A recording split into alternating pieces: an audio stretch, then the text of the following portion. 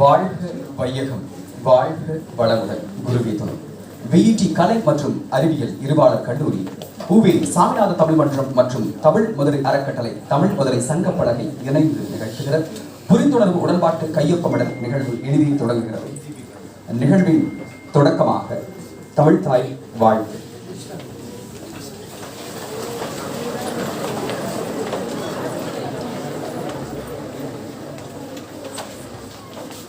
நம்ம எல்லாரும் சேர்ந்து பாடுவாங்க. நீராறும் கடலொடுத்த நிலமடந்தை கெளிலொழுகும் சீராறும் பதனமென திகழ்வரத கண்டமெதில் தெக்கனமும் அதிசிறந்த திராவிடர்கள் திருநாடும் தக்க சிறு தரித்தனரும் திலகமுமே அத்திலக வாசனை போல் அனைத்துலகும் இன்பமுற எத்திசையும் புகழ் மணக்க இருந்த பெரும் தமிழனங்கே தமிழனங்கே உன் சீரிலமை சிரம்பியந்து செயல் மறந்து வாழ்த்துதுமே வாழ்த்துதுமே வாழ்த்துதுமே. நன்றி. நிகழ்வின் தொடக்கமாக வரவேற்புரை வழங்க நம் தமிழ்துறை தலைவர் முனைவர் சி.ரா. சுரேஷ் ஐயா அவர்களை அழைக்கிறோம். பாடும் தேனும் பாகும் பருப்பு இதை நானும் கலந்தனக்கு நான் பெறுவேன். கோலம் செய் துங்க கரிமுகத்து தூமணியே, நீ எனக்கு சங்க தமிழ் மூன்றும் தா. அவைக்கு வணக்கம். VET கலை அறிவியல் கல்லூரியினுடைய புரிந்துணர்வு உடன்படிக்கை விழாவிற்கு வருகை தந்துள்ள வேளாளர் கல்வி குழுமங்களின் செயலாளர், எங்கள் அன்பிற்குரிய தாளாளர், மதிப்புக்கு மரியாதைக்குரிய ஐயா திரு S.T. சந்திரசேகர் ஐயா அவர்களை தமிழ்துறையின் சார்பாகவும் கல்லூரியின் சார்பாகவும் இந்த விழாவிற்கு வருக வருகிற அன்போடு வரவேற்கிறோம்.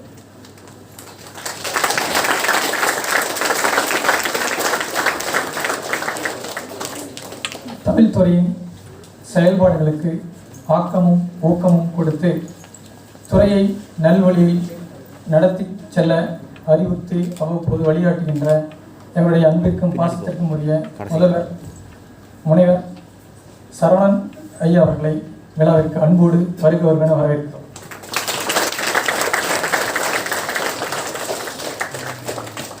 VET கல்லூரியுடைய கல்விப்பட முதன்மையர் திருமதி சகிலா மேத்யூ அம்மா அவர்களை தமிழ்துறையின் சார்பில் விழாவிற்கு அன்போடு வருக வருகென வரவேற்கிறோம். எங்களது அன்பிற்கும் பாசத்திற்கும் உரிய எங்களுடைய நிர்வாக அலுவலர் திரு லோகேஷ் குமார் அவர்களை தமிழ்துறையின் சார்பில் அன்போடு வரவேற்கிறோம். மேலும் இந்த விழாவின் முக்கிய நாயகராக விளங்குகின்ற இந்த உடன்படிக்கை கையெழுத்திடுவதற்காக மதுரையிலிருந்து அதிகாலையிலேயே கிளம்பி பல இன்னல்களையெல்லாம் தாண்டி எங்களை சந்திக்க வேண்டும் ஆவலோடு வந்திருக்கின்ற கவிச்சிங்கம் சித்தார்த் பாண்டியன் ஐயா அவர்களை தமிழ்துறையின் சார்பிலும் கல்லூரியின் சார்பிலும்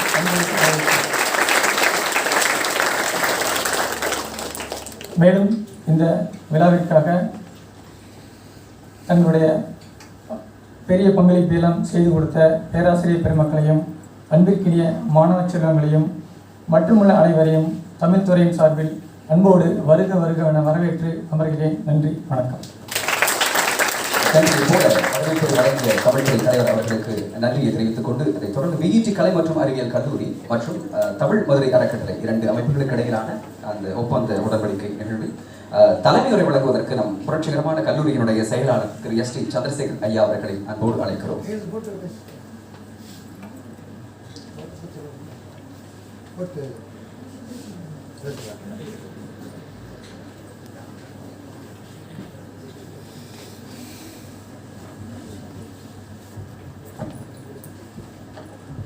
நமது VET கலை அறிவியல் கல்லூரியின் சார்பாக தமிழ்துறையின் சார்பாக நடைபெறுகின்ற இந்த இனிய நிகழ்விற்கு சிறப்பு விருந்தினராக மதுரையிலிருந்து வருகின்றிருக்கின்ற கவிஞர், தமிழ் ஈடுபாடு கொண்டவர்.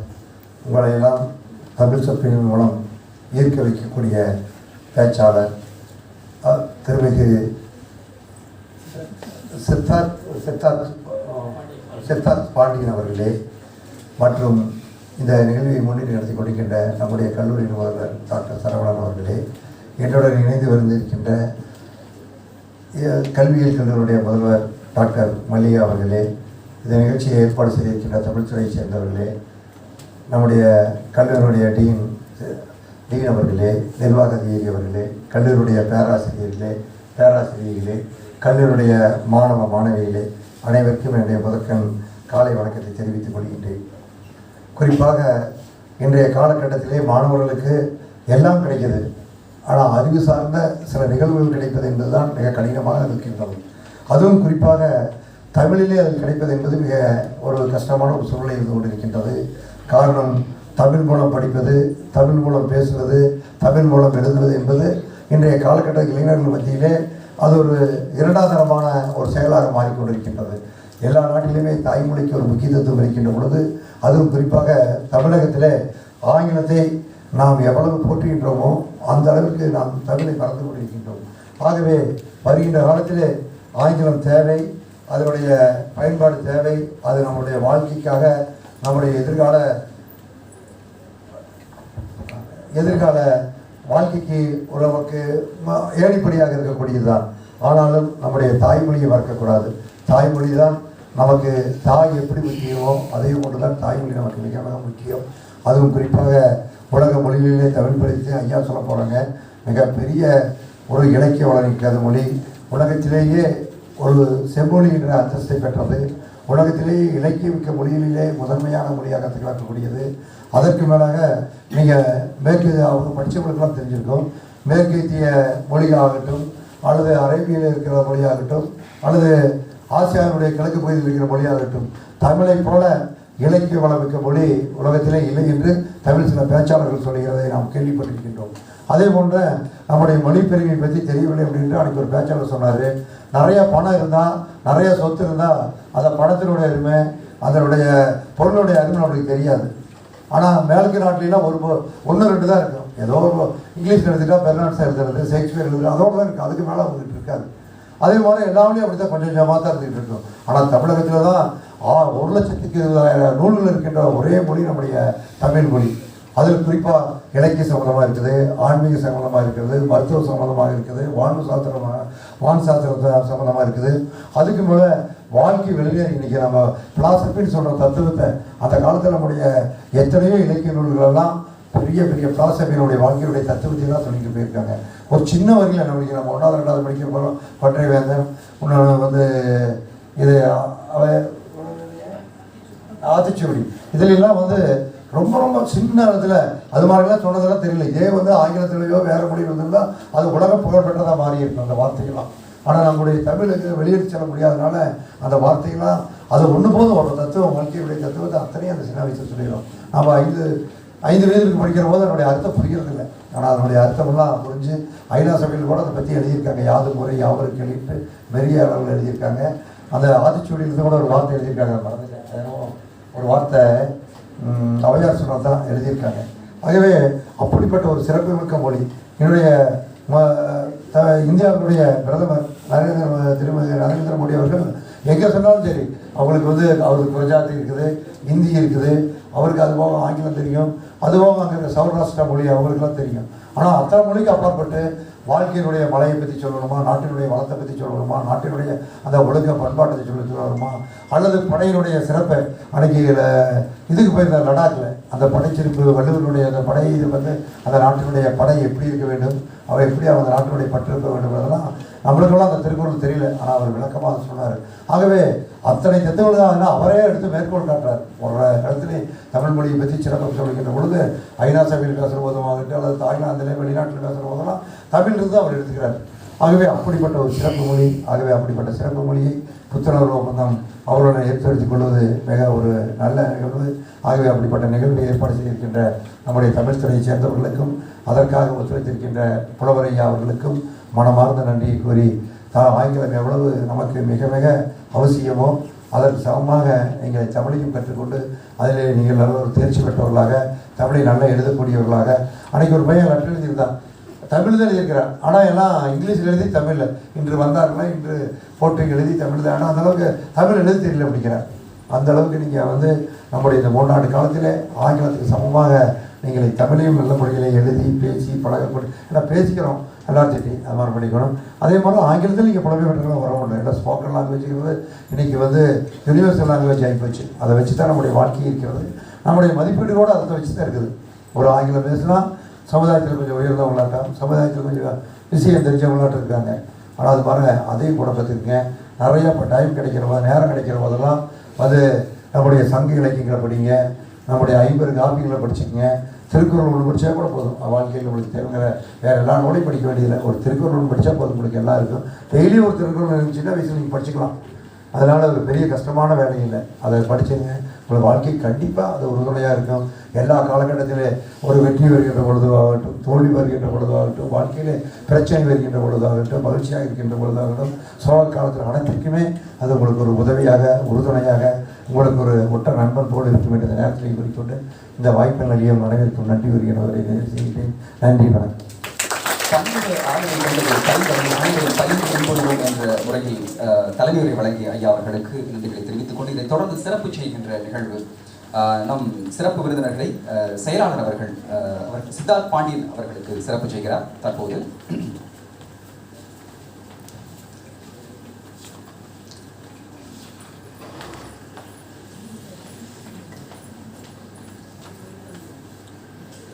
மற்றும் நிர்வாகி கவிச்சிங்கம் அவர்களுக்கு சிறப்பு செய்கின்றார்.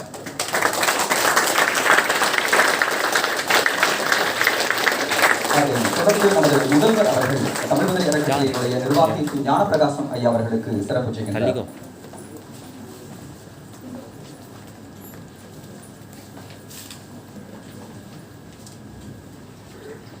அதைத் தொடர்ந்து தமிழ் முதல் இறக்கட்டளையினுடைய சிறப்பு செய்கின்ற நிகழ்வு மதிப்பிற்குரிய சித்தார்த் பாண்டியன் ஐயா அவர்கள் சித்தார்த் பாண்டியன் ஐயா அவர்கள் நம்முடைய செயலாளர் ஸ்ரீ சந்திரசேகரன் ஐயா அவர்களுக்கு சிறப்பு செய்கின்றார்.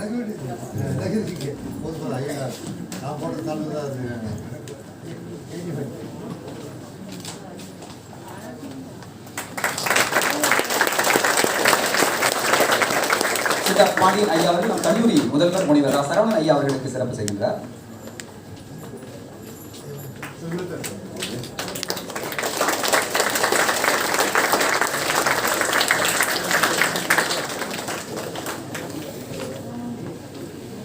நம் முதல்வர்களுக்கு பொன்னாடை போற்றுவித்து நினைவு பரிசை வழங்குகின்ற நிகழ்வு இப்போது நடைபெற்றுக் கொண்டிருக்கிறது. அனைவரும் கர ஓசை எழுப்பி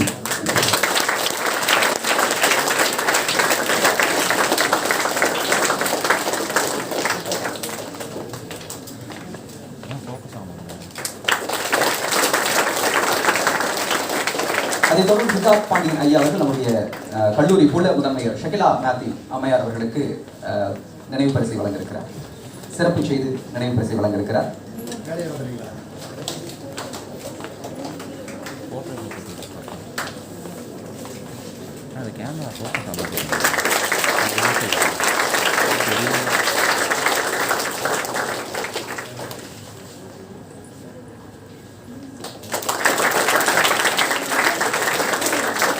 அடுத்து சித்தார்த் பாண்டியன் ஐயா அவர்கள் நமது நிர்வாக அலுவலர் லோகேஷ் குமார் ஐயா அவர்களுக்கு நினைவு பரிசு வழங்க இருக்கிறார்.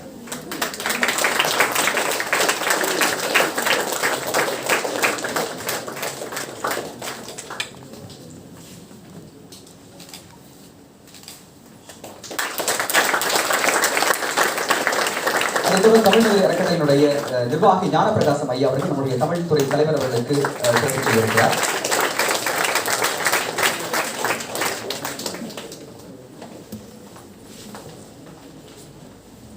ஞான பிரகாஷன் ஐயா அவர்கள் நம்முடைய தமிழ் துறை தலைவருக்கு சிறப்பு செய்கின்றார்.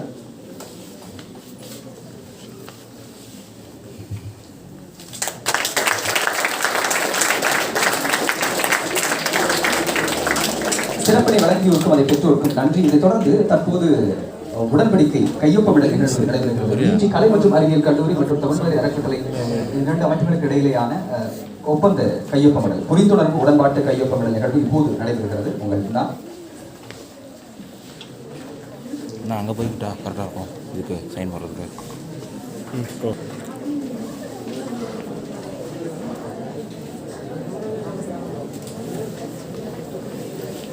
நம்முடைய மதிப்பிற்குரிய தாளாளர் மற்றும் செயலாளர் திரு எஸ் டி சந்திரசேகரன் ஐயா அவர்களுடைய தலைமையில் அவர்களின் முன்னிலையில் நமது மதிப்பிற்குரிய முதல்வர் அவர்கள் கையொப்பமிடுகிறார். புரிந்துணர்வு உடன்பாட்டு இந்த படிவத்திலே தற்போது முதல்வர் கையெழுத்திட்டுக் கொண்டிருக்கிறார்.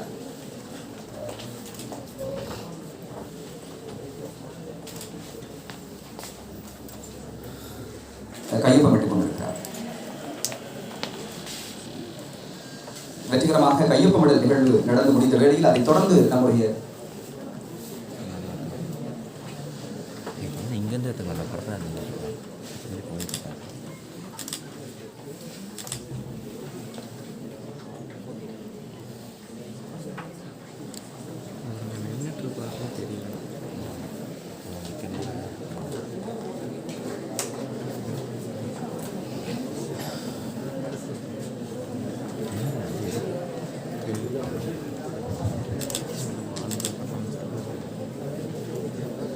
இங்கே ஃபோக்கஸ் ஆகுதா? ஃபோக்கஸ் இல்லையா?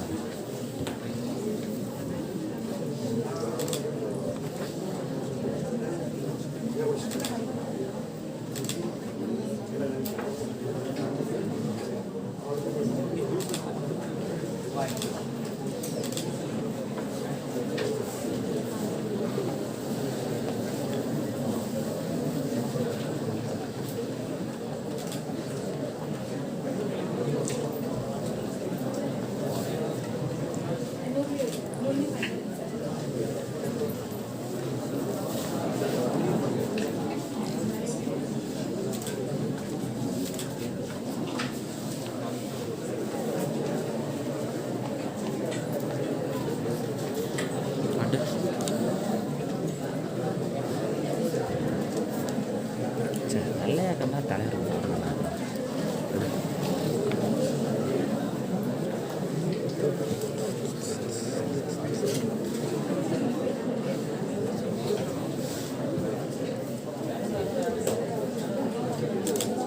ஃப்ரீஸ் பண்ணி எடுக்கலாம் சைன் பண்ணுற மாதிரி. தற்போது ஒளிப்பட நிகழ்வு அது ரொம்ப ஜூம் ஆகுது. இது இந்த ஏரோ மாதிரி இருந்தால் கூட கரெக்டாக ஜூம் இருக்காது. உடன்படிக்கை ஒப்பந்தத்தை காட்டியபடி ஒளிப்பட நிகழ்வு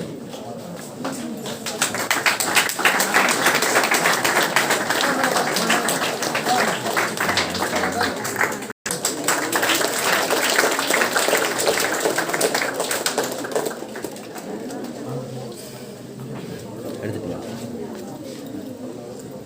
புரிந்துணர்வு உடன்பாட்டு கையொப்பமிடல் நிகழ்வு நிறைவு பெற்ற அதே வேளையில் நம்முடைய தமிழ் மதுரை அறக்கட்டளையில் நம்முடைய கல்லூரி மாணவர்கள் 5 சிறப்பு செய்கின்ற நிகழ்வு. முதற்கண் நீலாம்பரி அவர்களை மேடை கலைக்குழு சிறப்பினை பெறுவதற்காக திரு சித்தார்த் பாண்டியன் ஐயா அவர்கள் நீலாம்பரி அவர்களுக்கு சிறப்பு செய்கின்றார். தமிழ் மதுரை அறக்கட்டளையில் உறுப்பினராக வெற்றிகரமாக ஒரு செயல் வீராங்கனையாக இருக்கின்ற நீலாம்பரிக்கு தற்போது சிறப்பு செய்கின்ற நிகழ்வு.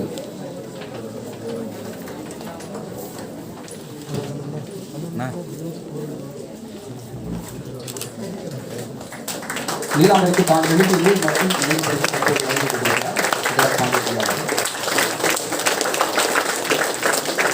அதைத் தொடர்ந்து சித்தார்த் பாண்டியன் ஐயா அவர்கள் சக்தி வணிகவியல் துறை மாணவர் சக்தி அவருக்கு சிறப்பு செய்கின்றார்.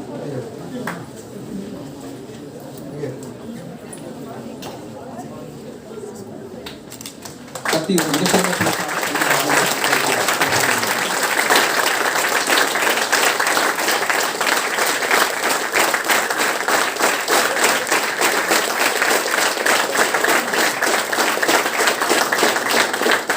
தொடர்ந்து பிரதீப் ராஜ் அவர்களை அழைக்கிறோம். கணினியல் துறை சார்ந்த பிரதீப் ராஜ் அவர்கள்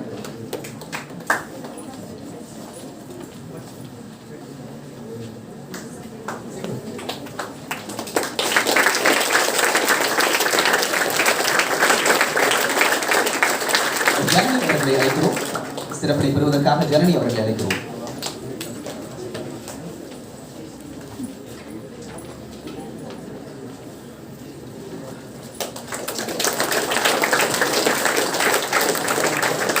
அதைத் தொடர்ந்து மேகா அவர்களை அழைக்கிறோம்.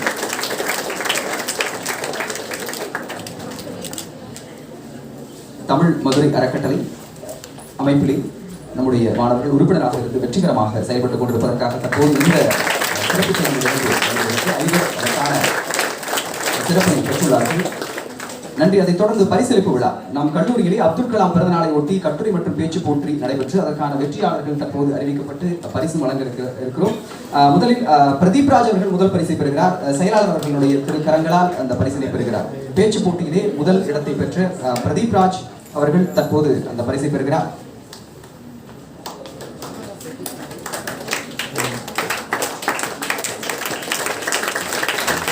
தலை சொல்றே ஜான் இரண்டாம் பரிசை பெறுவதற்காக மேகா அவர்கள் ஜான் தலை சொல்றா மேகா அவர்கள் பெறுகிறார்.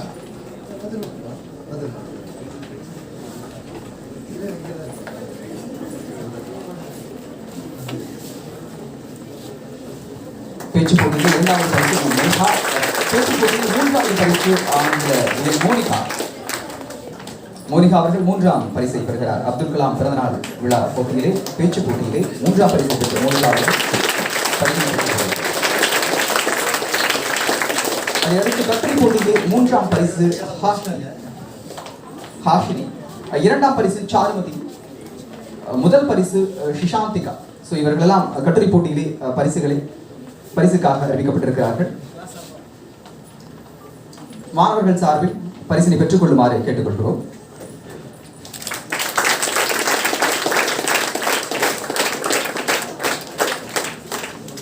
நம்முடைய கல்லூரி தமிழ் பேராசிரியர் தினேஷ் அவர்களுக்கு விருது வழங்குகின்ற நிகழ்வு தற்போது நடைபெற்றுக் கொண்டிருக்கிறது. தமிழ் யாழை முகநூல் குழுமம் நடத்திய கவிஞர்கள் சிறந்த கவிதை வழங்கியமைக்காக காந்தி புகழொலி விருது வழங்கி சிறப்பிக்கப்படுகிறது. இந்த விருதை நம் முதல்வர் அவர்களை வழங்க அன்போடு வேண்டுகிறோம்.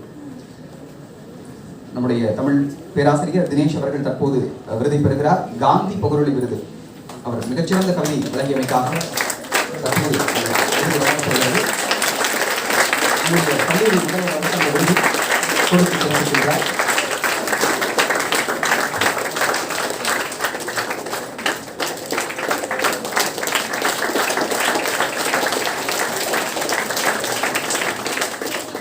இதைத் தொடர்ந்து நம்முடைய நூலகத்திற்கு நூல்கள் வழங்குகின்ற நிகழ்வு. மதிப்புக்குரிய சித்தார்த் பாண்டியன் ஐயா அவர்கள் அவரே எழுதிய நூல் தமிழேந்தி உலகால்வும் வெளிச்சத்தில் ஒரு கனவு, தமிழ் கொண்டு புரட்சி சித்திரக்குழு என்கின்ற அந்த நூல்களை எல்லாம் வழங்குகிறார்.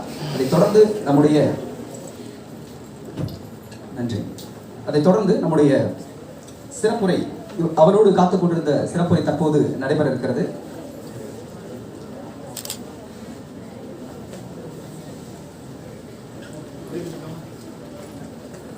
சித்தார்த் பாண்டியன் ஐயா அவர்கள் எழுதிய நூலை தற்போது வழங்குகிறார் நூலகத்திற்கு.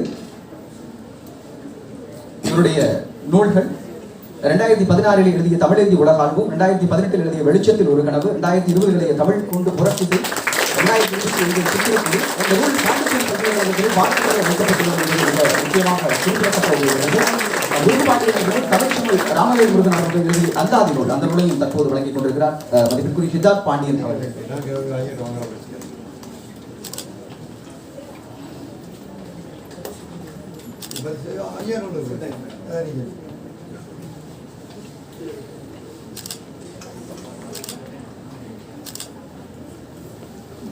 இதைத் தொடர்ந்து நம் பிஇடி கல்லூரி சார்பில் நம்முடைய தமிழ் மதுரை அறக்கட்டளை தலைவர் திரு சித்தார்த் பாண்டியன் ஐயா அவர்களுக்கு நம்முடைய செயலாளர் அவர்கள் சிறப்பிக்கிறார், நினைவு பரிசை கொடுத்து சிறப்பிக்கிறார்.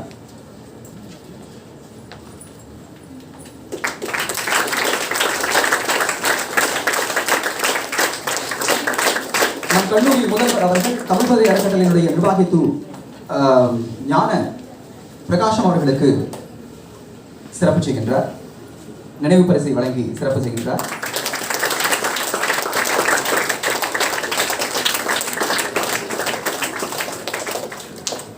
பரிசுகளை, விருதுகளை, சிறப்புகளை பெற்றவர்களுக்கும் அதை வழங்கியவர்களுக்கும் நன்றியை தெரிவித்துக் கொண்டு இதை தொடர்ந்து சிறப்புரை நாம் எல்லாம் அவரோடு எதிர்பார்த்துக் கொண்டிருந்த அந்த சிறப்புரை நிகழ்வு தற்போது தொடங்க இருக்கிறது.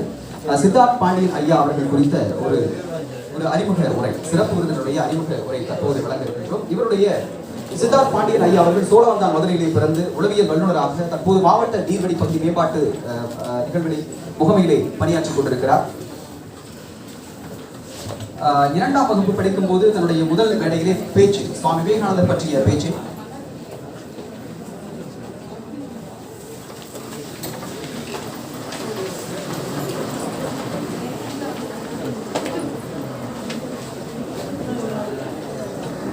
பற்றிய பேச்சை தொடங்கி 8ஆம் வகுப்பு படிக்கும் போது மாநில அளவிலே முதலிடத்தை பெற்றிருக்கின்றார். சோவியத் கலாச்சார மையம், நேரு கூட்டமைப்பு ஆகியோர் இணைந்து நடத்திய கவிதை போட்டியிலே முதலிடத்தை பெற்றிருக்கிறார். கல்லூரி நாட்களிலேயே பல வெற்றிகள் பெற்றிருந்த போதில் மதுரை ஓம் மிஷன் திருமுருகன் நிர்வாண வாரியார் சுவாமிகள் அறக்கட்டளை நடத்திய கட்டுரை போட்டியில் முதலிடம் பெற்றிருக்கிறார். 1997ஆம் ஆண்டிலே இந்திய சுதந்திர பொன்விழாவை ஒட்டி அந்த பொன்விழா ஆண்டு முழுவதும் ஒவ்வொரு நாளும் ஒரு சுதந்திர போராட்ட வீரனை பற்றிய வாழ்த்து கவிதையை வழங்கியிருக்கின்றார். அந்த கவிதை சுதந்திர பொன்விழா வாழ்த்து பலகையிலே வைப்பதற்கு ஆணை பிறப்பிக்கப்பட்டுள்ளது. அந்த பொன்விழாவில் அவரது கவிதை மதுரை வானொலி நிலைய சுதந்திர தின சிறப்பு இளைய பாரத நிகழ்ச்சியில் வாசிக்கப்பட்டது. சென்னை சேக்கிலார் ஆராய்ச்சி மையம் நடத்திய பெரிய புராணத்தில் இயற்கை வர்ணனை என்னும் தலைப்பிலான ஆய்வுக் கட்டுரை சமர்ப்பித்த போட்டியில் மாநில அளவில் முதன்மை இடத்தை பெற்றிருக்கிறார் என்பது குறிப்பிடத்தக்க நிகழ்வு. சான்றிதழ் 24/7/1998 சான்றிதழும் பணப்பரிசிலும் பெற்றதை அவர் பெருமையாக கருதுகிறார். தமிழ் ஏந்தி உலகாலும் என்ற நூலை வெளியிட்டிருக்கிறார், வழங்கப்பட்டிருக்கிறது. ஜனவரி 2017 அன்று சென்னை AR கலைமாமன்றம் சார்பில் நடத்திய பாரதியார் விழாவில் பாரதியார் விருதும் கவி விழுதும் பட்டம் பெற்றவர். ஏப்ரல் 2017 தமிழ் நதி பதிப்பகத்தின் மூலம் திரு கவிஞர் காவிரி மைந்தன் அவர்கள் தொகுத்து பதிப்பித்துள்ள என் பார்வையில் கண்ணதாசன் என்ற நூலில் என் வாழ்வில் வசந்தம் நீ என்கின்ற தலைப்பிலான கட்டுரையை வழங்கியிருக்கிறார். 2018 23ஆம் தேதி மதுரை உலகத் தமிழ் சங்கத்தில் தமிழ்நாடு பொன்விழா கவியரங்கில் கலந்து கொண்டு கவியரவி பட்டம் பெற்றிருக்கிறார். திருவண்ணாமலையிலே வேட்டவளம் கவியரசு கண்ணதாசன் இலக்கிய மன்றம் சார்பில் கலாம் விருதை பெற்றிருக்கின்றார். மாமதுரை கவிஞர் பேரவை சார்பில் தன்னவன் தமிழ்ச்சங்கம் புரட்சி கவிமுரசு என்ற விருதை பெற்றிருக்கின்றார். மதுரை தமிழ்ச்சங்க கவியரங்கில் பாராட்டு சான்றும் சங்கத்தின் மதுரை மண்டல ஒருங்கிணைப்பாளராகவும் பொறுப்பேற்று வெற்றிகரமாக பதவி வகித்துக் கொண்டிருக்கின்றார். கோவை மேட்டுப்பாளையத்தில் நிலாமுற்றம் குழுமம் சார்பாக நடைபெற்ற கவியரங்கில் கவித்தென்றல் விருது இவருக்கு வழங்கப்பட்டுள்ளது. சொல்லின் செல்வர் சுகீசிவம் மற்றும் எழுத்துச் செல்வர் லேனா தமிழ்வாணன் இருவரும் இணைந்து இவருக்கு 2வது நூல் வெளிச்சத்தில் கனவு என்கின்ற அந்த நூல் வெளியிட்டிருக்கிறார்கள். அதைத் தொடர்ந்து 2019 தமிழ் கொண்டு புரட்சி செய்வோம் என்கின்ற நூலை வெளியிட்டிருக்கிறார். 2021 தமிழ் மதுரை அறக்கட்டளை துவக்கம், இந்த அமைப்பு 2021 துவக்கப்பட்டது. அதில் தமிழ் பணி செய்வதற்கென்றே சங்க பலகையும் தொடங்கப்பட்டிருக்கிறது. அதனுடைய ஒரு துணை அமைப்பாக இந்த நிறுவன தலைவர் என்ற முறையில் பல்வேறு பணிகளை செய்து கொண்டு வருகிறார். இவர் பெற்ற விருதுகளுடைய பட்டியல் கவி அருவி, கவி வழுதி, கவி மாமணி, மகாகவி, எழுச்சி கவிஞர், புரட்சி கவிமுரசு, திருவள்ளுவர் விருது, பொற்கவி கவி, கவித்தென்றல், சிந்தனை சிகரம், கவித்தே நமது, கவிக்கதிர், கவித்தே நரவி, குரலறி காவியம், கவிச்சிப்பை மற்றும் மறைந்த கவிதை கலைமாமணி, வீரபாண்டிய தென்னவனார் அவர்கள் எழுதிய கவிச்சிங்கம் என்கின்ற அடைமொழி, இப்படி பல்வேறு சிறப்புக்குரிய நம்முடைய சிறப்பு விருந்தினர்களை தற்போது நாம் சிறப்புரை வழங்குவதற்காக மேடைக்கு அழைக்கிறோம்.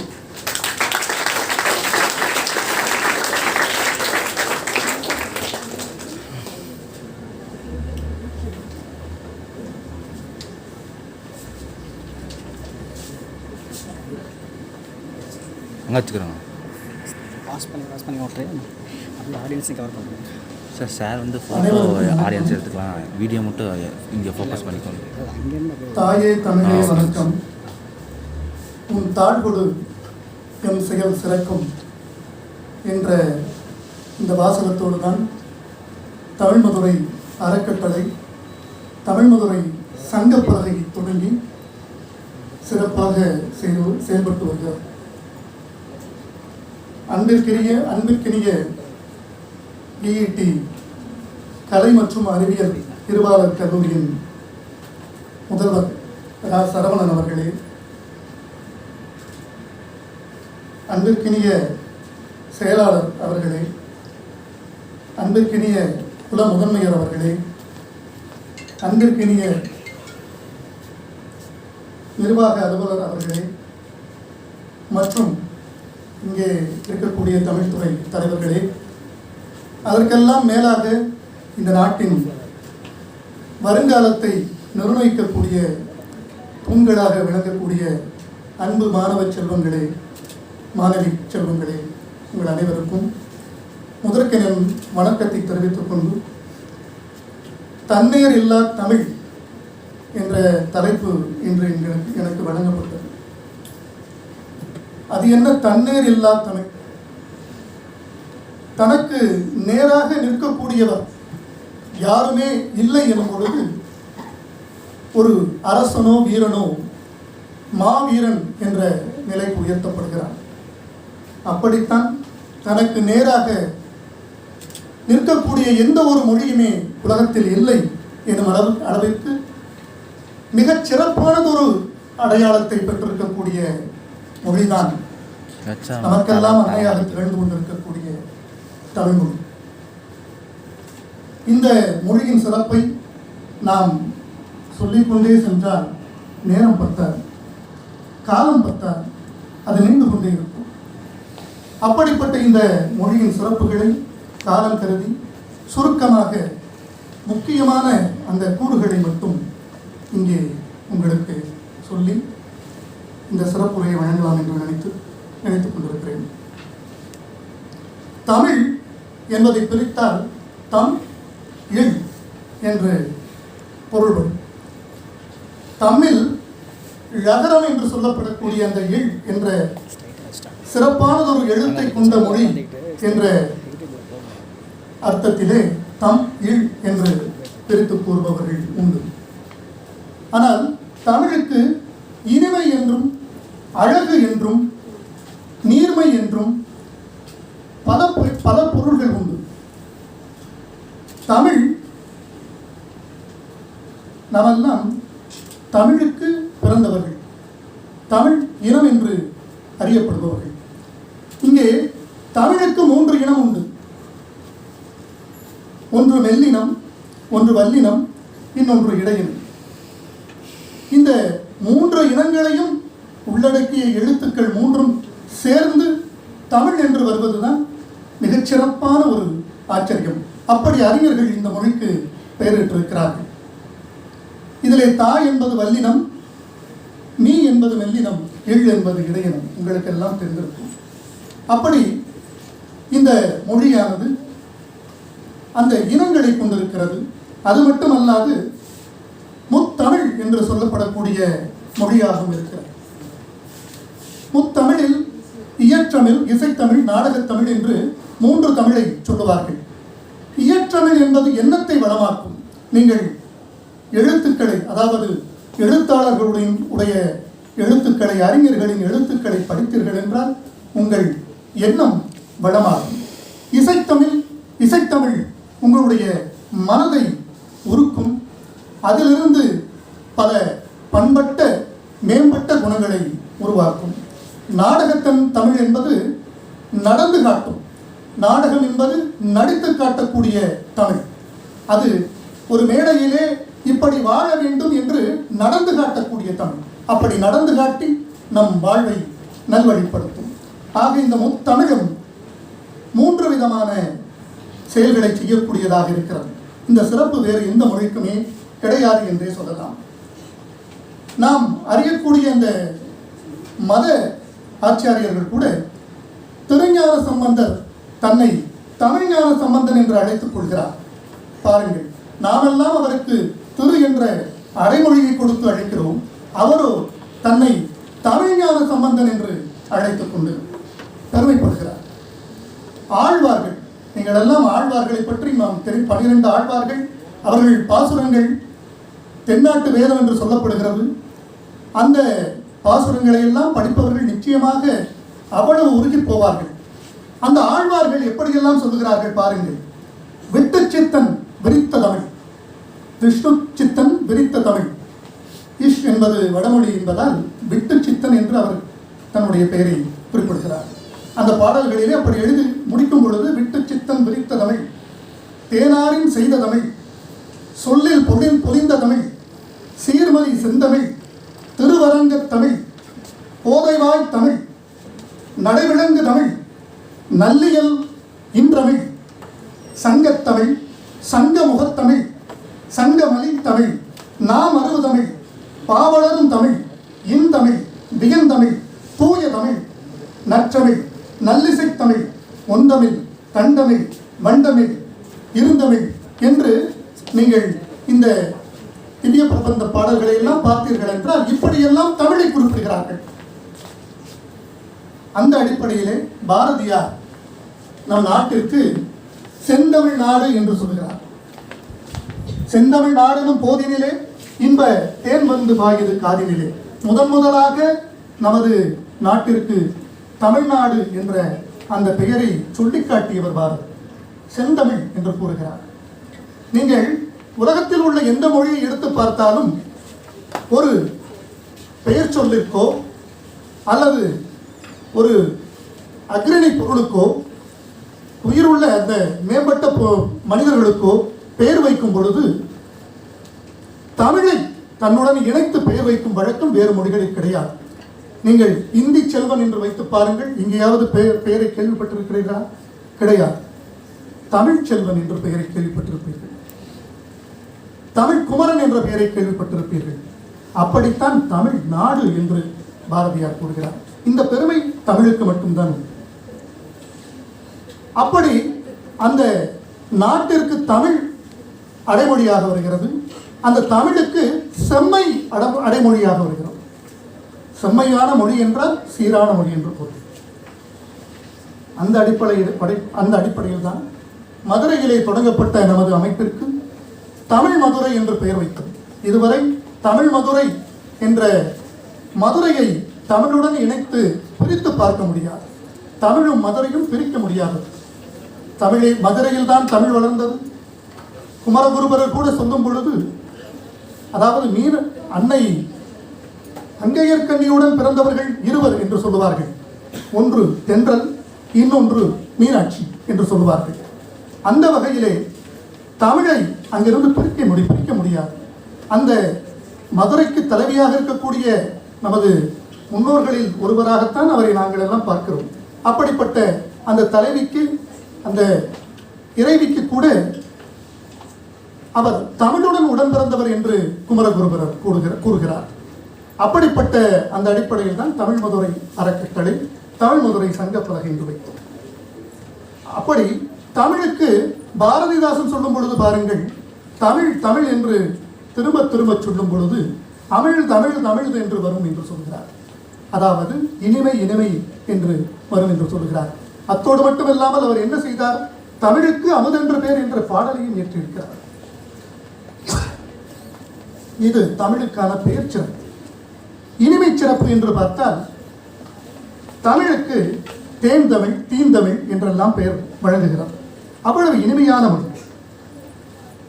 ஒரு முறை ஒட்டக்கூத்தர் அரசவையில் இருந்து வருகிறார். அங்கே அவருடைய மனைவி பசையில்லை என்றால் இந்த பாலையாவது அருந்துங்கள் என்று கொடுக்கிறார். அப்பொழுது ஒட்டக்கூத்தர் சொல்லுகிறார், அடி போடி பைத்தியக்காரி, இன்று புகழேந்தி புலவர் அரசவையிலே அரங்கேற்றிய நல வெண்பாவில் 2 பாடல்களை 2 வெண்பாக்களை பிழிந்து சாரெடுத்து கொடுத்தாலாவது இனிப்பாக இருக்கும், சுவையாக இருக்கும். அதைவிட நீ கொடுக்கும் பால் என்ன இனிப்பா என்று கேட்கிறார். பாருங்கள், அப்படிப்பட்ட ஒரு இனிமையான மொழி தமிழ் மொழி. அதன் பிறகாக நந்திவர்மன் என்ற ஒரு அரசன் அந்த புலவரை கூறுகிறார், இந்த பாடலானது அறம் வைத்து பாடப்பட்டிருக்கிறது. உங்களுக்கெல்லாம் தெரிந்திருக்கும், ஒருவேளை தெரியவில்லை என்றாலும் சொல்லுகிறேன். அந்த காலத்திலே அறம் வைத்து பாடுவது மரபு. ஒருவரை அழிக்க வேண்டும் என்றால் புலவர்கள் அறம் வைத்து பாடினால் அவர் அழிந்து போவார். அந்த நாடு அழிந்து போக வேண்டும், இல்லை அந்த நாட்டின் மேல் தனக்கு இருக்கக்கூடிய வெறுப்பு, அதை ஏதேனும் செய்ய வேண்டும் என்று அறம் வைத்து பாடினால், அதாவது புலவர்கள் கோபப்பட்டு பாடினால் அது அப்படியே நடந்துவிடும் என்பது மரபு. அதனால் இப்பொழுதெல்லாம் புலவர்கள் அறம் வைத்து பாடுவதில்லை. ஏனென்றால் புலவர்கள் வாயிலே வாழ்த்து பெறுவதுதான் மரபு. அவர்கள் அறம் வைத்து தூற்றிவிடக்கூடாது. அப்படி தூற்றினால் அந்த தூற்றுதலை வாங்குபவர்கள் நிச்சயமாக அதன் பலனை அனுபவிப்பார்கள். அப்படிப்பட்ட நேரத்தில் அந்த புலவர் சொல்லுகிறார், அரசே, இது அறம் வைத்து எழுதப்பட்ட பாடல். இதை கேட்டால் நீங்கள் இறந்து விடுவீர்கள், வேண்டாம் கேட்காதீர்கள் என்று கூறுகிறார். அப்பொழுது நந்திவர்மன் என்ன சொன்னான் தெரியுமா? தமிழை கேட்டு, தமிழின் இனிமையை கேட்டு, அதனால் எனக்கு சாவே வந்தாலும் பரவாயில்லை, நான் அந்த பாடலை கேட்பேன் என்று கூறுகிறான். அந்த பாடலை கேட்கிறான். கேட்ட மாத்திரத்திலே, அந்த அறம் வைத்து பாடிய பாடலை கேட்ட மாத்திரத்திலே அங்கேயே இறந்து விடுகிறான். அப்படி தன் உயிர் போனாலும் பரவாயில்லை, எனக்கு உயிரினும் மேலான தமிழ், இனிமையான மொழி, அதை கேட்க வேண்டும் என்று அனைவரும் இங்கே பெருமைப்பட்ட மொழி தமிழ். இது மட்டுமல்ல, சுந்தரமூர்த்தி நாயனார் இறைவனை பார்த்து பித்தன் என்று ஒரு முறை இகழ்கிறார், தூக்குகிறார், வைகிறார், கோபத்திலே வைகிறார்.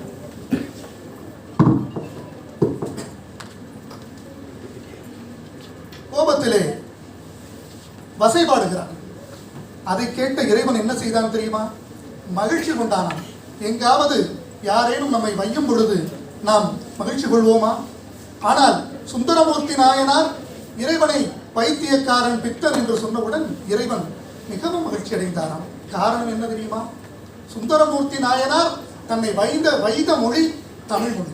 தமிழினால் என்னை சுந்தரமூர்த்தி நாயன் வைத்து விட்டான், என்னை திட்டி விட்டான், ஆகவே எனக்கு மகிழ்ச்சியாக இருக்கிறது என்று கூறினாராம்.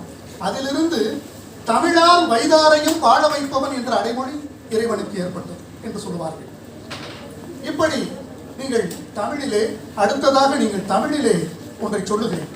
நீங்கள் எல்லாம் புலனத்திலே, அதாவது வாட்ஸ்அப்பிலே டெக்ஸ்ட் மெசேஜ் பண்ணுவீங்க. நீங்கள் எல்லாம் தட்டச்சு செய்து செய்திகளை, குறுஞ்செய்திகளை அனுப்புகிறீர்கள்.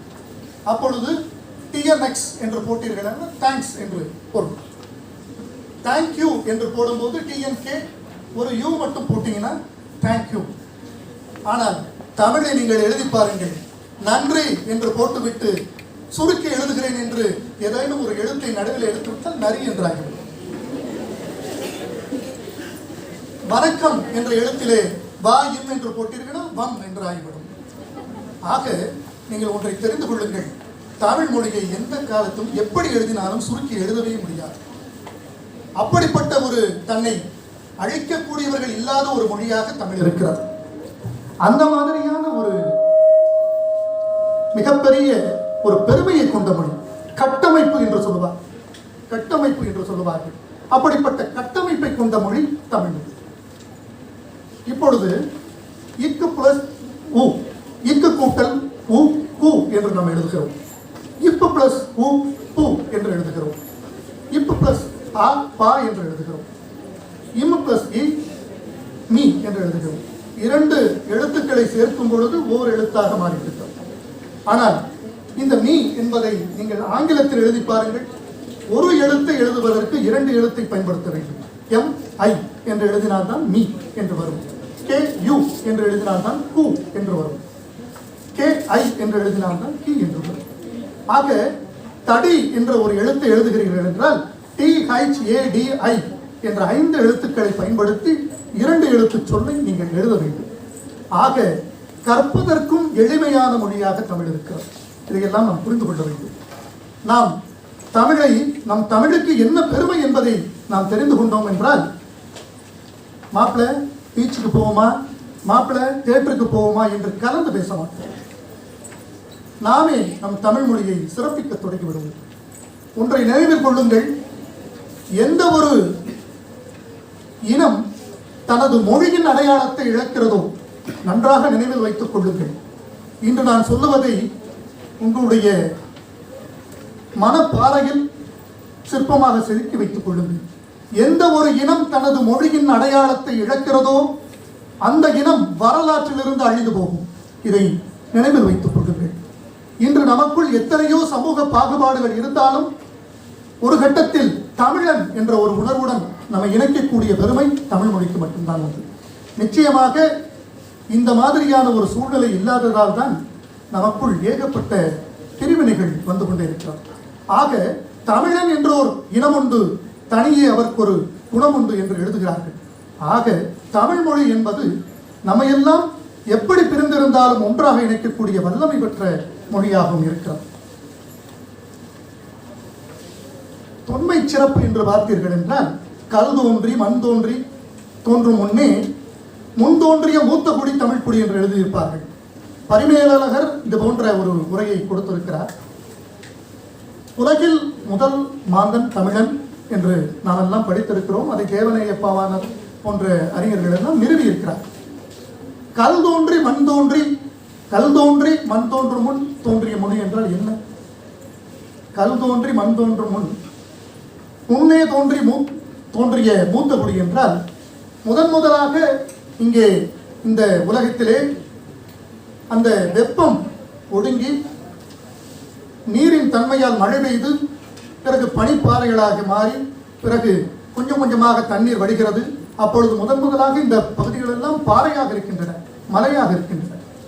உங்களுக்கு அறிவியல் படித்தவர்களுக்கு தெரிந்திருக்கும், ஒரு சின்ன பாறை துகள் அப்படியே உடைந்து மண்ணாக மாறுவதற்கு, மணலாக மாறுவதற்கு பல கோடி ஆண்டுகள் தேவைப்படும்.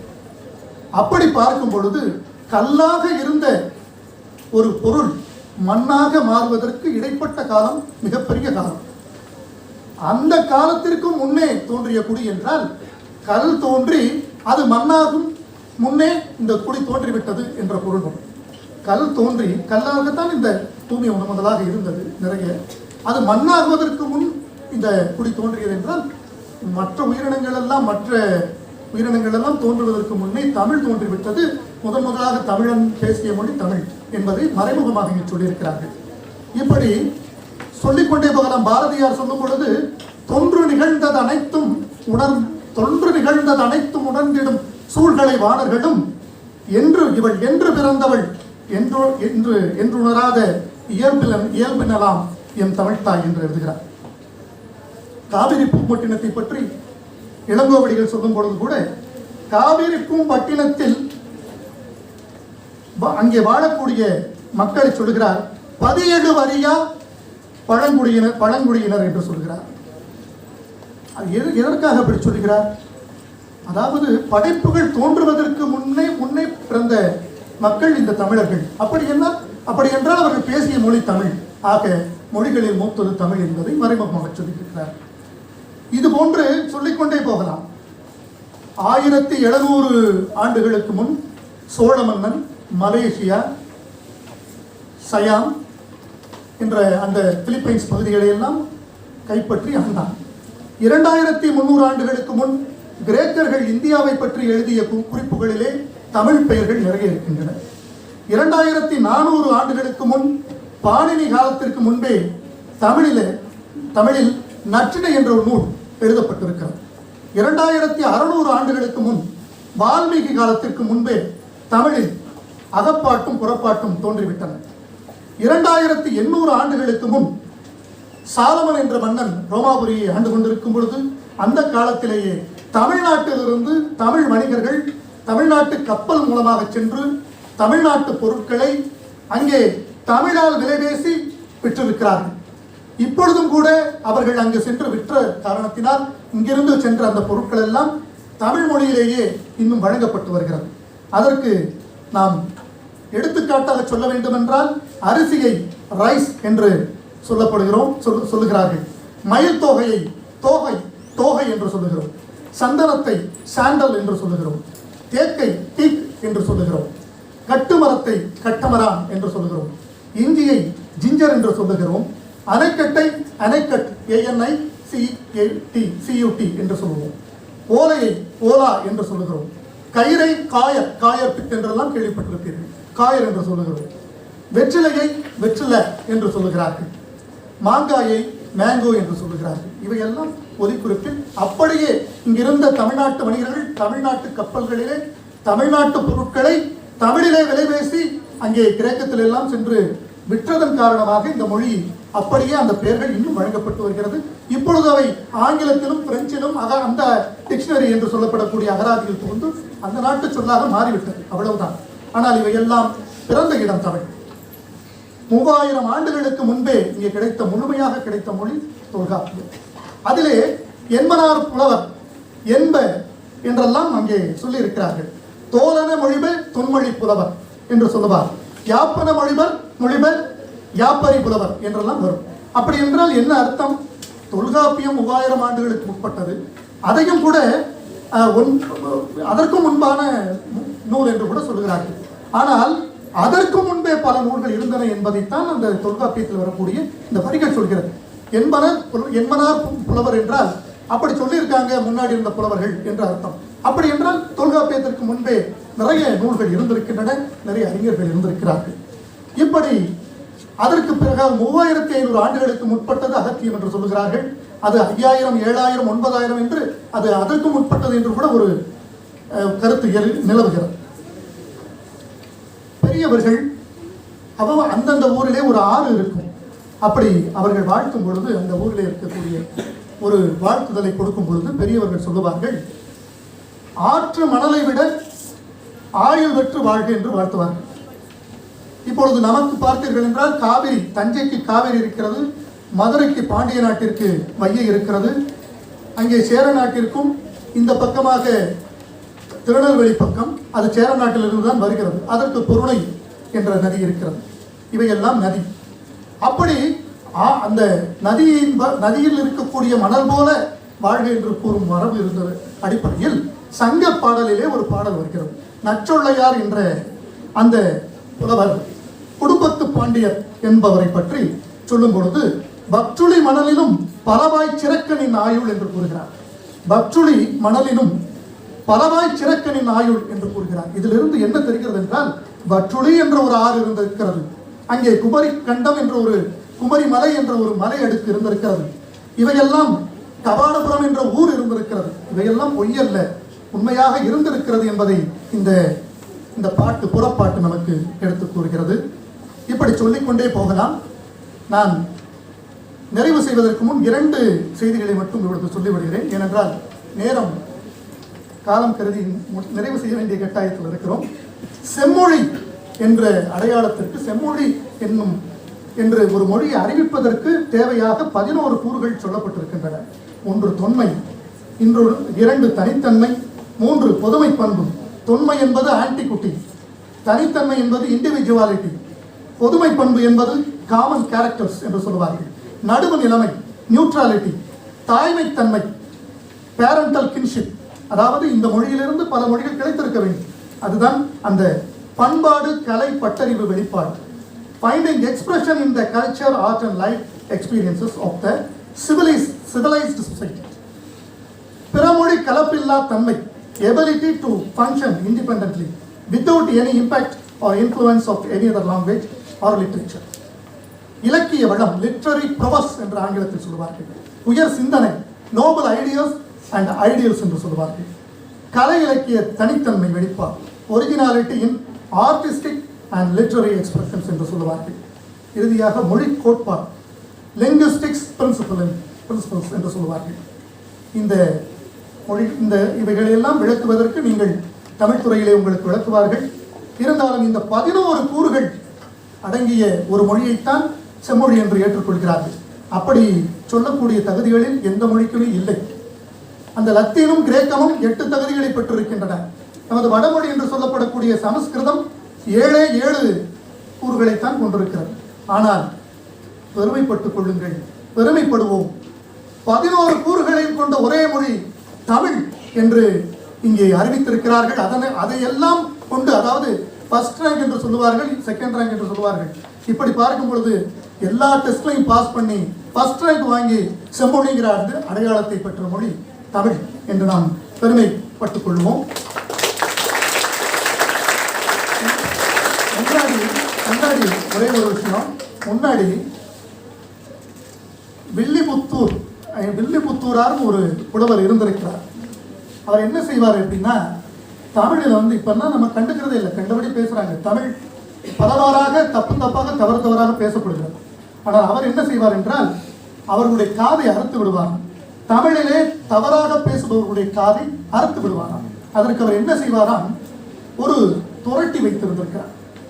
அந்த துரட்டி என்றால் நீங்கள் எல்லாம் பார்த்திருப்பீர்கள், ஆடுகளுக்கு அந்த குலைகளை ஒடிப்பதற்காக வைத்திருப்பார்கள். இப்படி வளைந்திருக்கும். இங்கே அமர்ந்து கொண்டு அங்கே வாதுக்கு அழைப்பவரை அங்கே அமரச் சொல்லிவிட்டு பாடுங்கள் என்று சொல்லி ஒரு தலைப்பை கொடுத்து பாடுங்கள் என்பாராம். இந்த துரட்டியை அவர் காதில் வைத்திருப்பாராம் கொண்டு போய். அவர் பாடிக்கொண்டே இருப்பார். எங்கேனும் ஒரு வலு ஏற்பட்டது என்றால் எவ்வளவு அறுக்க முடியுமோ எட்டி அறுக்க முடிய அளவுக்கு இழுத்து விடுவார். அந்த காது ஒன்று துண்டாகிவிடும், இல்லது தொங்கிவிடும். அப்படிப்பட்ட புலவர் இவர். இப்படி நிறைய புலவர்களை செய்தவர். அறுத்துவிட்ட காரணத்தினால் காதை அறுத்ததினால் அருணகிரிநாதர் இதை பார்த்துவிட்டு ஒரு முறை இதை எப்படியாவது தடுக்க வேண்டும் என்ற அடிப்படையில் இங்கே சென்றிருக்கிறார். அங்கே சென்று அவரிடம் நான் வாதத்திற்கு வருகிறேன் என்று சொன்னவுடன் அவரும் நிபந்தனைகளை சொல்லியிருக்கிறார். இங்கே பாரு, காதை அறுத்துருவேன், அவனுக்கு தெரியும், எத்தனை ரூபாய் காதை அறுத்துருக்கேன்னு தெரியும், பார்த்துருக்க, வேணும்னா உட்கார், இல்லை இப்படி போய் என்றார். சரி என்று நான் தயாராக இருக்கிறேன், தவறாக பாடினால் காதை அறுத்து விடுங்கள் என்று சொல்லி அவர் அமர்ந்து விட்டார். இப்பொழுது அருணகிரிநாதர் சொல்கிறார், சரி நீங்கள் எல்லோரையும் வாதுக்கு அழைக்கிறீர்கள், அவர்கள் தவறாக பேசினால் காதை அறுக்கிறீர்கள். அப்படியானால் இப்பொழுது நீங்கள் ஒரு ஒப்பந்தத்திற்கு வர வேண்டும், ஒரு உடன்படிக்கை செய்து கொள்ள வேண்டும். நான் பாடலை பாடுகிறேன், அதில் ஏதேனும் தவறு இருந்தால் என் காதை அறுத்து விடுங்கள். நீங்கள் பாடும் பொழுது அங்கே ஏதேனும் தவறு இருந்தால் நானும் ஒரு புரட்டியை உங்கள் காதில் வைத்துக் கொள்கிறேன், அங்கே தவறு இருந்தால் நான் அறுத்து விடுவேன், இருவரும் வைத்துக் கொள்வோம் என்று கூறிவிட்டு இவர் ஒரு துரட்டியை எடுத்து அவர் காதில் மாட்டி பிடித்துக் கொள்கிறார், அவர் ஒரு துரட்டியை எடுத்து இவர் காதில் மாட்டி பிடித்துக் கொள்கிறார். இப்படி பிடித்துக் கொண்ட பிறகு அருணகிரிநாதர் சொல்கிறார், அவருக்கு வாதை வளர்க்க விரும்பவில்லை. இந்த பாடல் சொல்லும் பொழுது எனக்கே சற்று தடுமாறும், இருந்தாலும் இந்த பாடலை மட்டும் கேளுங்கள். தமிழின் சிறப்புக்காக இந்த பாடலை சொல்லி நிறைவு செய்கிறேன். ஒரே ஒரு பாடலை பாடியிருக்கிறார். திததத்த தித்த திதி தாதை தாத துத்தித்த திதா, திததத்த தித்த திதி திதி தித்த தேதுத்து தித்தி தத்தா, திததத்த தித்தத்தை தாத திதே துதை தாத தத்து, திததத்த தித்தித்தி தீ தீ திதி துதி தீ தொத்தத்ததே என்று முடித்து விட்டார். எங்கேயாவது உங்களுக்கு ஏதாவது புரிந்ததா? எனக்கு புரியவில்லை. இது சம்பந்தமாக கிருபானந்த வாரியார் சுவாமிகள் அவர்கள் இதற்கு ஒரு விளக்கம் கொடுத்திருக்கிறார். இப்படிப்பட்ட பாடலை சொன்னால் யாருக்கு என்ன தெரியும்? ஒரு முறை ஒரு நிமிடம் அவர் அப்படியே ஷாக் ஆகிட்டேன் என்று வடிவேல் அவர்கள் சொல்வது போல் ஷாக் ஆகிட்டார். ஒன்றும் செய்ய முடியவில்லை, இதற்கு ஒன்றும் பொருளும் தெரியவில்லை. இது தலையும் தெரியாமல் காலம் தெரியாமல் ஒரு பாடலாக இருக்கிறது. அவர் தனது தவறை வலுவை ஒத்துக்கொண்டு விட்டார். வாதத்தில் நான் தோற்றுவிட்டேன், என் காதை அறுத்து விடுங்கள் என்று கூறிவிட்டார். அப்பொழுது சொல்கிறார், நான் காதை அறுப்பதற்காக வரவில்லை, நீங்கள் புலவர்களை மதியுங்கள், அவர்களை எல்லாம் அப்படி செய்ய வேண்டாம், இதை மட்டும் எனக்காக நீங்கள் செய்ய வேண்டும் என்று கூறுகிறார். அவரும் ஒத்துக்கொண்டார். பிற்காலத்திலே அந்த வெள்ளிபுத்தரார் ஒரு இலக்கியத்தை படைத்திருக்கிறார். அவர் பெயரிலேயே வெள்ளி பாரதம் என்று இங்கே வழங்கி வருகிறது என்று சொல்லுவார்கள். இது இப்படிப்பட்ட ஒரு இது. இந்த பாடலை நீங்கள் உங்கள் தமிழ் பேராசிரியரிடம் எப்படி கிருபானந்த வாரியர் சுவாமிகள் அவர்கள் எப்படி விளக்கம் சொல்லியிருக்கிறார்கள் என்பதை கேட்டு தெரிந்து கொள்கிறேன். ஆகவே இது தகர வர்க்கத்திலே இது போன்ற பாடல்கள் தெலுங்கிலே கன்னடத்திலே எல்லாம் உண்டு. இப்படி ஒரு சிறப்பான மொழி, எப்படி இது போன்ற ஒரு பாடலை நீங்கள் ஆங்கிலத்திலே சொல்லுவது என்றால் எப்படி இருக்கும்? ஒரு எழுத்தை வைத்துக் கொண்டே பாட முடியாது. இப்படியெல்லாம் சிறப்புமிக்க மொழி என்பதற்காக இதை சொன்னேன். எங்கள் வாழ்வும் எங்கள் வளமும் மங்காத தமிழ் என்று சங்கே நீ முழங்கு என்று நாம் எல்லாம் அந்த சங்கை முழங்க சொல்லி தமிழை வாழ்வோம் என்று சொல்லி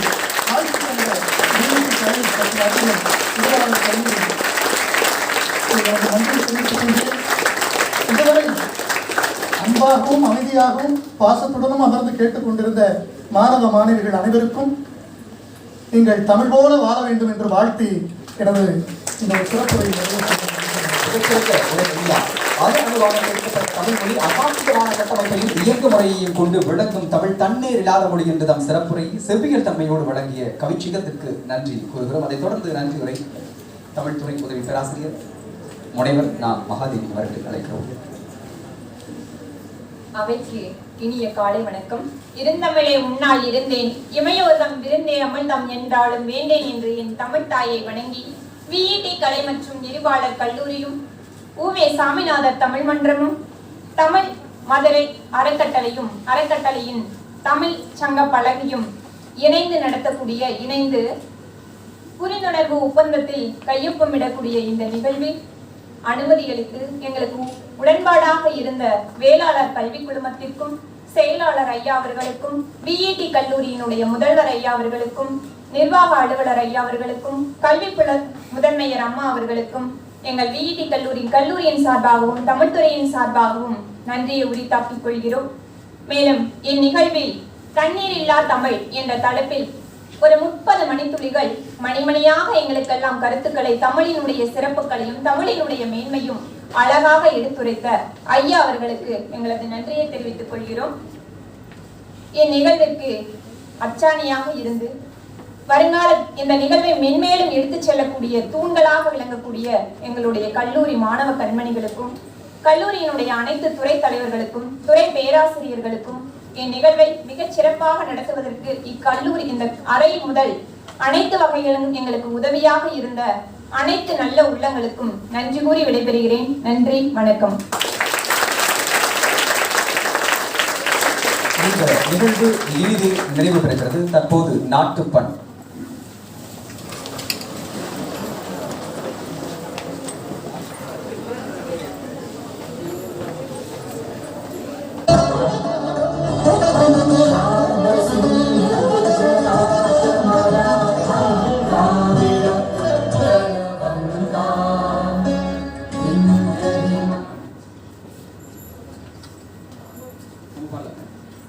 जनगण मन अधिनायक जय हे भारत भाग्य विधाता पंजाब सिंध गुजरात मराठा द्राविड उत्कल बंगा विंध्य हिमाचल यमुना गंगा उच्छल जलधि तरंगा तव शुभ नामे जागे तव शुभ आशीष मारे जागे तव शरदाता जय गण मंगल नायक जय हे भारत भाग्य विधाता जय हे जय हे जय हे जय जय जय जय हे.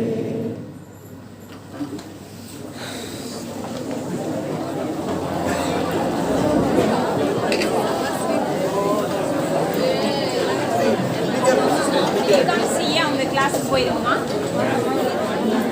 முதலாம் ஆண்டு பிஎஸ்சி மாணவர்கள் இன்றால் போயிட்டு திரும்பி இதே ஹாலில் வந்து உட்காருமா. Ma'am of பண்ணிட்டோம்ல.